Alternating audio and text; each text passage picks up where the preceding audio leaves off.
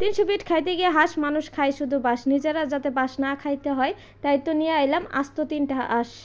আসসালামু আলাইকুম, hello everyone, welcome back to my new another blog. I hope সবাই ভালো আছেন। আলহামদুলিল্লাহ আমি অনেক ভালো আছি। এখানে আছে 4টা হাঁস, যদিও আমরা 3টা রান্না করবো আর একটা চলে যাবে আমার ননদের বাসায়।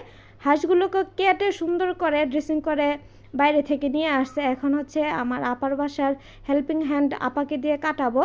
তো আমি ভিডিও করার আগে উনি গিয়া দেখে হচ্ছে স্যাঙ্গায় সুঙ্গায় কাটটা ফেলতেছে।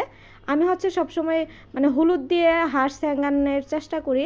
হলুদ দিয়ে যদি হাঁসটা স্যাঙ্গাই তাহলে হচ্ছে কালো হয় না, না হলে একটা কালসে ভাব চলে আসে। আর এইদিকে হচ্ছে আমি জিরা গরম বসিয়ে দিলাম, হাঁসটা রান্না করব। আমি তো পেঁয়াজ কাটতেছি আর ওইদিকে আমার হাজব্যান্ড কি খুঁজতেছে আল্লাহই জানে।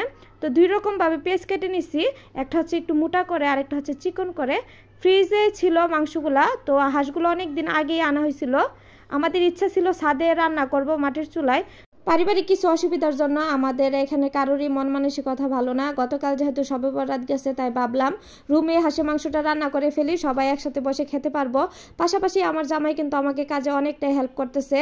হাতে মেখে হাঁসের মাংসটা রান্না করব। যা যা ইনগ্রিডিয়েন্ট লাগবে হাঁসের মাংস রান্না করতে সব কিছু দিয়ে ভালোভাবে মেরিনেট করে নিছি। দেন আমি রান্নাটা বসিয়েও দিলাম। 300 ফিট গিয়ে হাঁস খাওয়া যায় কথা, বাঁশ খাওয়া কিন্তু সমান কথা। 5 পিস মাংসের দাম পড়ে 250 টাকা। যে জায়গার মধ্যে আমরা একটা হাঁসি আনতে পারি 500-600 টাকা হলে, তো 300 ফিট গিয়ে বাঁশ না খেয়ে নিজের আস্ত হাঁস এনে বাসায় নিজের হাতে রান্না করে খাওয়া যায়।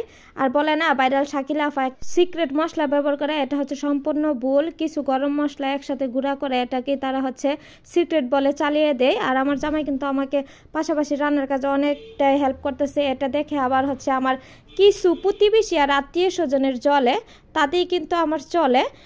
কিছু রসুনও দিয়ে দিলাম, দেন পানি দিয়ে দিলাম। এখন হচ্ছে আমি সিক্রেট মশলাটা ব্যবহার করব, যদিও এটা সিক্রেট মশলা না, এটা হচ্ছে জিরার গুঁড়া। তো এভাবে দিয়ে হচ্ছে হালকা পানি দিয়ে ভালোভাবে প্রথম কষিয়ে নিলাম, তারপর হচ্ছে এখন ঝুল দিয়ে দিলাম। এই ঝুলেই হচ্ছে আমি রান্নাটা সেরে ফেলবো। আর আমার জামাই তো নাড়াচাড়ার মধ্যে আছে। আর রান্নার কালারটা দেখেই বুঝতে পারতেছেন অসম্ভব মজা হয়েছিল এবং গ্রান আসতেছিল অনেক ভালো এই হাঁসের মাংস থেকে। আর ইচ্ছে ছিল চাপটি বানাবো বা রুটি বানাবো। আমার শরীরটা হঠাৎ করে দুপুর থেকে অসুস্থ হয়ে গেছে, তো আমি আমার ননাসের রুমে হচ্ছে মাংস তরকারিটা পাঠিয়ে দিছি উপরে। আর আমার ফুফু শাশুড়ি রুটি বানাইতেছে, তো রুটি দিয়ে হাঁসের মাংস খাবো সবাই মিলে। ইচ্ছে ছিল অনেক কিছু, যদিও বলে না ভাগ্যে থাকতে হয়। হঠাৎ করে অসুস্থ হয়ে যাব বা পারিবারিক এরকম সমস্যা হবে কখনো ভাবি নাই। তো আমার ননাসের জামাই, ননদের জামাই, আমার হাজব্যান্ড সবাই নামাজ পড়ে চলে আসছে।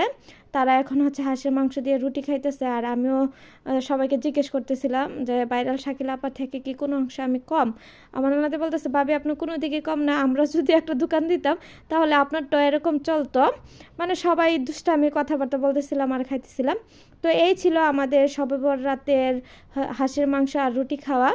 তো ভিডিওটা কেমন লাগলো অবশ্যই কিন্তু কমেন্টসে জানাবেন। আর যদি ভিডিওটা ভালো লাগে অবশ্যই লাইক কমেন্ট শেয়ার করতে ভুলবেন না। পরবর্তী ভিডিও নিয়ে আবারও আপনাদের মাঝে চলে আসবো। তো সবাই ভালো থাকবেন, সুস্থ থাকবেন, আল্লাহ হাফেজ।